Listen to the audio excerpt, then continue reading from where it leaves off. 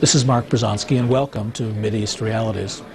We're at the Adass Israel Synagogue in Washington, D.C., and we're listening to Moshe Arens. Moshe Arens is one of Israel's leading politicians. He's been the defense minister, the foreign minister, the ambassador to the United States, and he represents the Likud party. One of the myths, of course, is that the Likud party and the Labor Party are two very different parties with very different principles and outlooks.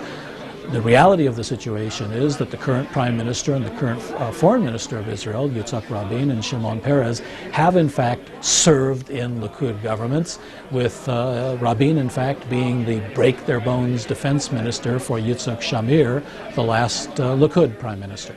Anyway, we've been listening to Moshe Arens give his talk. He'll be concluding his talk in the next few minutes, and then he'll be taking questions from a panel of journalists, friendly journalists, and a panel and some questions from the audience. Let's listen in. Indeed, Moshe Arens will surely be trying very hard tonight to mask the realities of today's Middle East. So I'll occasionally try to interject a few correctives of my own as we go. Probably not consciously an effort being made to bring down the Shamir government. Something that actually did happen, and I think was, in some measure at least, connected with the policy that was being practiced by the Bush administration towards the Shamir government. The irony of it all is that shortly after Shamir was defeated in the election, shortly after Likud was defeated in the election in June of 1992, Mr. Bush also was defeated in the elections in November of 1992. Both men were defeated by a very narrow margin, so that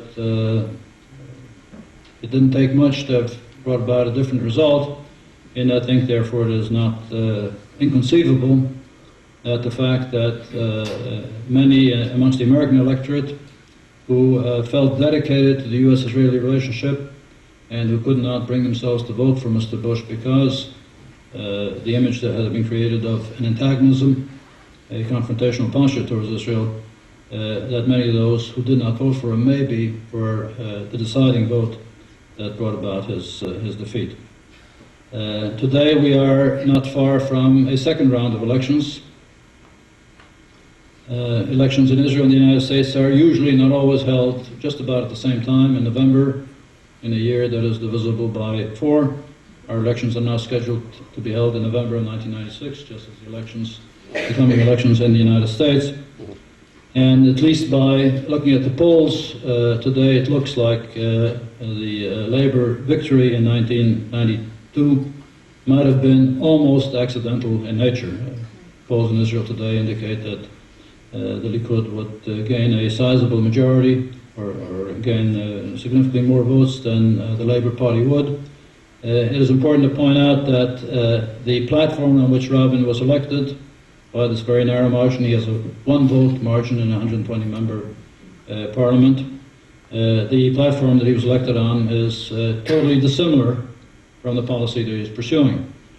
And as a matter of fact, I suppose nobody in Israel would argue with the statement that if Rabin, during the election campaign, had said that he wants to negotiate with the PLO and sign an agreement with Arafat, that he's prepared to give up control over the Golan Heights to Syria, he never would have been elected. There was a total reversal in his position after the election, and whether he really had a moral mandate for what he's doing is something that each and every one of you, I think, can judge for yourself. I think I'm probably running out of the 15 minutes that you've assigned to me, and I'm sure we'll get a chance to get back and talk about many of the things that I've not mentioned. It's no surprise to you to hear that I'm not in agreement with the policies of the present government. I think the Oslo Agreement was a very bad mistake. I think that is becoming apparent to many, possibly even to Mr. Rabin, who was a signatory to that agreement. And if you ask yourself, now what was behind that mistake? And many people in Israel went along with Mr. Rabin, saying, after all, this man has so much experience. This man has devoted so much of his life to the defense of Israel. He's been chief of staff, he's been defense minister, he's been ambassador to the United States, he's been prime minister in a previous tenure, let's go along with him. He must know what he's doing. Nevertheless, the question is asked, well, how is it that a mistake like that was made, or what was behind it? I think the answer to that is that it was basically a misconception based on abandoning a realistic view of what the Middle East is all about, of the societies that we're confronting, of the fact that this is not just an ethnic conflict between Jews and Arabs, that this is a conflict between two cultures, that the culture that characterizes much of the Arab population living in the area is a culture of violence. It's a culture that breeds terror. It's a culture of intolerance. And although I'm sure this will change, I'm not despondent, and I don't think that the Middle East and the Arab world will remain frozen in this present state forever, as far as the eye can see. There's little doubt in my mind that it takes a long time for such changes to take place. And although Mr. Peres has gone around, and maybe still goes around saying this is a new world, and this is a new Middle East, and everything has changed, and defensible borders aren't important anymore, that change has not arrived yet. And unfortunately, it's taken some very terrible terrorist incidents in Israel recently. The last one at Beit Lid near Netanya 2 weeks ago, to shake everybody up and bring them back to their senses, to face the difficult and sad reality of the Middle East. Thank you.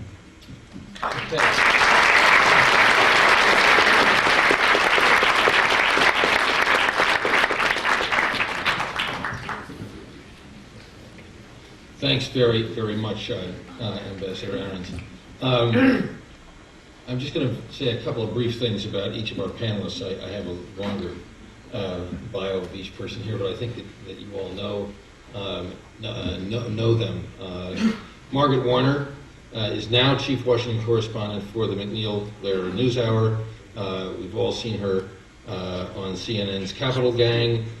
She was a diplomatic correspondent for Newsweek, and she also covered the White House at one time. She is deeply experienced in Middle Eastern affairs. Margaret, why don't you start off with the first question? Great. I want to call you Mr. Minister because the whole time the three of us traveled with Secretary Baker and went to Israel many, many times. You were a minister rather than an ambassador. And what you should know about the three of us is that we've probably had more cups of coffee together in the King David lobby than most of us care to remember, waiting for Minister Arens and Mr. Baker and others to come out and tell us what was really going on. I think probably most people in the audience would really like to hear about what you think, where Israel should be headed now, but let me just ask you one question about what you deal with in your book. You said that you thought that Bush and Baker really helped engineer the downfall of the Shamir government. Could you tell us just briefly 2 or 3 things that you thought contributed to that, or do you really feel that it brought about the downfall of the government, apart from many, many other factors that were at work there? Some things are coming to light even now, after more than 4 years have passed, and one that doesn't relate directly to your question, but is indirectly related to it, is the fact that the Labour Party and Labour Party leaders had contacts with the PLO during the time that they were members of the National Unity Government led by Yitzhak Shamir, during a time when this was illegal Israeli law, and that they had contacts with the PLO just prior to the Israeli elections, in an attempt to get the PLO to use its influence to increase the number of votes that the Labour Party would get from the Arab population in Israel, who are Palestinians in every sense of the word, except for the fact that they are citizens of Israel. I mention that only because in the book I point out that Labour Party leaders, ministers in our government, sitting with us around the government table, were in contact with the administration here, and to some extent participated in collusion behind the backs of the people who were officially designated by the Israeli political system to represent the State of Israel, the Prime Minister and the Foreign Minister. But I think the outstanding example, which no doubt had a direct effect on the election results in Israel, was the question of the loan guarantees. And I know that frequently this has been misunderstood or sometimes even misrepresented as having been a request by Israel for $10 billion of additional aid over and above the aid that it had gotten in past years from the United States. Actually, as the name implies, it was a request for the United States government to provide guarantees for loans that Israel would take from banks or financial institutions and that Israel would repay, so no significant amount of money was required. And these loan guarantees were asked for by Mr. Shamir in order to help Israel cover the cost of absorbing the over 500,000 immigrants that arrived in Israel during those years from the Soviet Union or the republics that were once part of the Soviet Union. And so there was this great human dimension in this issue. And Mr. Shamir made, in my view, a tactical mistake in that he explained to the people of Israel that these loan guarantees were absolutely essential for Israel's future. Absolutely essential for Israel to be able to absorb the immigrants that were so badly needed and who needed Israel as a haven that were coming to Israel. Now, the Bush administration, President Bush, made it perfectly clear that if there was one man in Israel who would never get these guarantees, it was Mr. Shamir. And this was just on the eve of the elections, and there's no doubt that the signal that was sent that the Labour Party would get these guarantees, but the Likud would not, had a significant effect on the election outcome.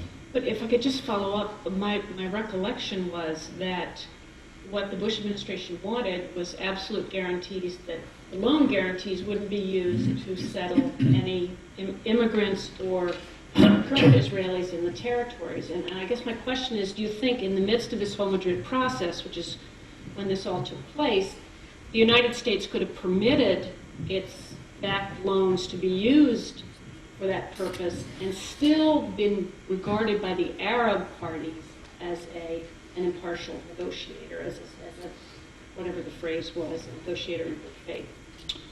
Well, the administration, Secretary Baker personally was given ironclad assurances in my presence by the Prime Minister that these loans, guaranteed by the U.S. government, would not be used to fund settlement efforts in Judea, Samaria, or Jerusalem. And Mr. Bush made a point of the fact that he opposed any building in the eastern part of Jerusalem as well. It wasn't just a question of Judea and Samaria. And the response we got from Secretary Baker was, he said, money is fungible. I think this was the first time that Mr. Shamir learned what the meaning of the word fungible was. And he said, it doesn't matter if you say you're not going to use the loan money for settlements. It'll make other money available, and we're not going to be a party to that.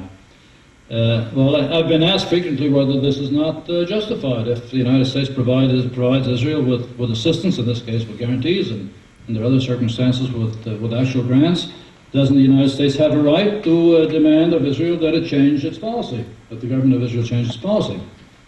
Well, it may legally have that right, but in my view, this is totally off the mark and it's unprecedented. Because after all, there have been in the past, I'm sure there will be in the future, differences of opinion between Israel and the United States. Difference of opinion between the United States and other democratic countries, the United States and France, the United States and Britain. But I think that it has not been done, and it should not be done, in terms of the interests of the United States, of the country involved, of the relationship between these countries, that assistance that is given be utilized as a lever in order to force a democratically elected government to change its policies. The Reagan administration was never crazy about settlements in Judea and Samaria. But it never used that issue as a lever or as a hammer to beat Israel over the head and to try to force its government to change its policy. Mr. Bush knew enough about Israeli politics to know that Mr. Shamir, in the political scene as it existed in Israel, in terms of the beliefs that Mr. Shamir had, was not capable of making that change. And so in effect what he was saying is, you're not getting these guarantees as badly as the Russian immigrants may need them. Our next questioner is Barry Schweid, but before I introduce Barry, I just want to note that you all are invited to submit questions on blue index cards, and I was reminded to tell you about that. I was not reminded as to how you get the blue index cards. Or even orange index cards. What is the procedure, Jeff? If someone wants to ask a question, raise your hand. We will pass out a card, and we will select the most tasteless questions, and I will repeat them. Barry Schweid is now Senior Diplomatic Correspondent for the Associated Press. He's only held that position for 21 years. Cub reporter for really. Right. We've all heard him on NPR, I'm sure, many times. He's been to the Middle East more than 100 times. He's covered about 100 U.S.-Soviet summits. He, too, is the most distinguished expert on the issues that we're considering today. Barry, how would you like to ask another several questions? I was going to suggest, Mr. Arens, if you think the players in your time were nimble, you should have been around for Kissinger period. But suppose the polls are right, and suppose the Likud comes roaring back. All right. Gee, you missed my joke. Suppose the polls are right, and suppose Likud comes roaring back. Aren't you caught, as democracies sometimes are, between a rock and a hard place? In other words, you have commitments now. This government has made commitments. Gaza is turned over already. Jericho is. There are commitments to keep withdrawing on the West Bank. And as far as I understand, every Israeli government is bound by the commitments of its many predecessors. So suppose Likud comes back. What could you do about, what is it called these days, land for peace, territorial compromise, whatever? Could you change it? I think that as regards the commitments that have been made so far, there is really no insoluble problem that the Likud would face, because the Oslo agreement made with the PLO specifies that negotiations for the permanent status of Judea, Samaria, and Gaza will be held at a time which turns out to be in the calendar, the election time in November of 1996. And it is really only in these negotiations that the kind of commitments could be made that in terms of adherence to international commitments would be irreversible.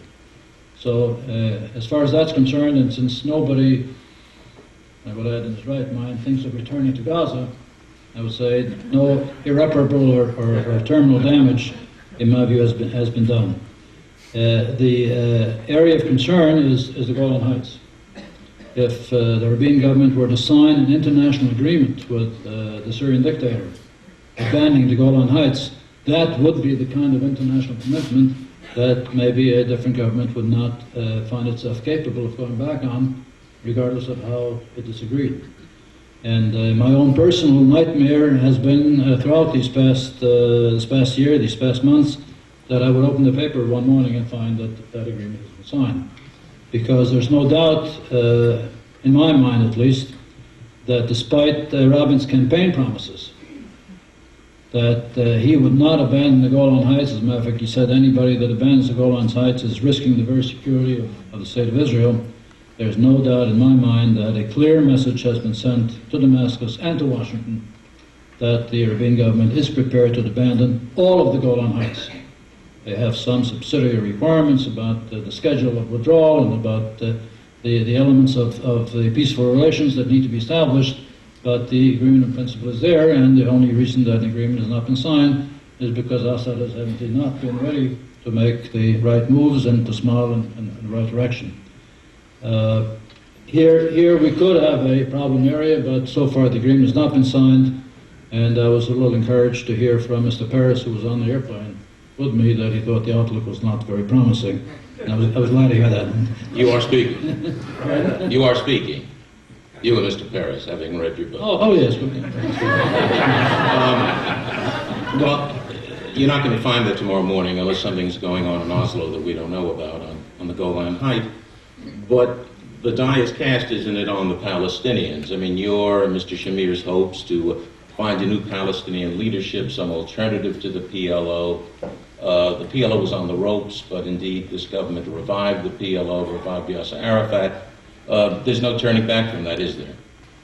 I'm not sure that that's the case, because it's not at all clear that Yasser Arafat could get elected in free and democratic elections amongst the Palestinian population. He's certainly facing a great deal of opposition from many directions, by the way, not only from the Muslim fundamentalists, but also from many Palestinian intellectuals who have assimilated, maybe some superficially, the norms that govern Israeli society, who have seen a democratic system at work, who've seen the free press, who've seen respect for civil liberties, and they don't like what they see when they look at Arafat's leadership. I don't think Arafat is very eager to hold elections. As a matter of fact, I understand that whatever elections in quotation marks are being discussed are not going to be elections for his position. He considers that already assured. He doesn't feel that he needs a mandate from the people. But my own prognosis is that he is not a permanent fixture out there as leader of the Palestinian population. What will come in instead? I don't know. My thesis has always been and continues to be that we must negotiate with people who have a mandate from the Palestinian population. And when somebody says to me, well, whoever will be elected in true elections, maybe even worse than Arafat, maybe Hamas, maybe Muslim fundamentalists, I say, so be it. If it turns out that the majority of the population does not want peace with Israel, then we're not going to solve anything by signing an agreement with somebody who doesn't represent that majority. Nothing will come of it anyway. Thank you. Our final panelist, and we'll have more than 3 questions, of course, is John Gashko. John has been a reporter for The Post for more years than needs to be related. He spent 11 of those years as a foreign correspondent, and he headed the Post's first bureau in Washington in the 1970s. He was the Post diplomatic reporter for 18 years, covering the work of the Secretary of State and other foreign policy figures and issues. He has focused principally on the Arab-Israel conflict in his work as a correspondent in the Middle East. I'm sure he has many questions also. Yeah, Mr. Minister or Mr. Arens, I'd like to pursue a point where you left off with your last answer. Assume arguendo, as lawyers say, that we have an election in Israel and Likud is returned to power. Now, what would, you said in part that your response of the Likud government would be to negotiate with the people who are representative through elections that they are. But what would be the Likud's position in dealing with them? One of the fundamental differences that you have had between Likud, which is my understanding of all the conversations that I've had with you and other members of the bloc, is that in some not yet specifically defined way, the West Bank, or Gaza and Judea and Samaria, excuse me, should be permanently associated with Israel. Whereas the United States position has been, ever since 1967, that a solution should be predicated on the land for peace, swapping territory for peace with the Arab world. How would you, this time around, how would the Likud attempt to bridge the gulf between U.S. policy and its basic position? Well, the question, as far as we're concerned, is really not one of bridging the gulf between U.S. policy and our policy, but one of addressing in an effective manner the problem that we in Israel face. And I, as foreign minister, I, as just a plain Israeli, have frequently been angered and frustrated when people from other countries, including the United States, preach to me the importance of making peace in the area. Nobody wants peace more than Israel. It may be important for the United States to have a peaceful Middle East, but I think nobody will argue that it's far more important for Israel. We have paid the highest price of all for the absence of peace, with the lives of our sons. And if peace has not been achieved in the 46 years of Israel, 48 years of Israel's existence, it's not been for lack of trying. It's been because of Arab aggression. And we continue to try, and I think we're making progress, and we'll continue to make progress. But that's really the problem that we face. It's one that I think needs to be looked at, and justifiably so, in terms of our perspective, and not in terms of what other people are urging us to do. Now, as regards the question itself, let me first address two that are relatively easy to address as regards to Likud's position, and then go on to the one that is far more difficult, and I think it's important to understand that it is difficult. There's no easy solution and no shortcut. As regards the Golan Heights, I think I've already stated my position. I think it would be utter folly on the part of Israel to give up control of this so important strategic position that overlooks the northern part of Israel.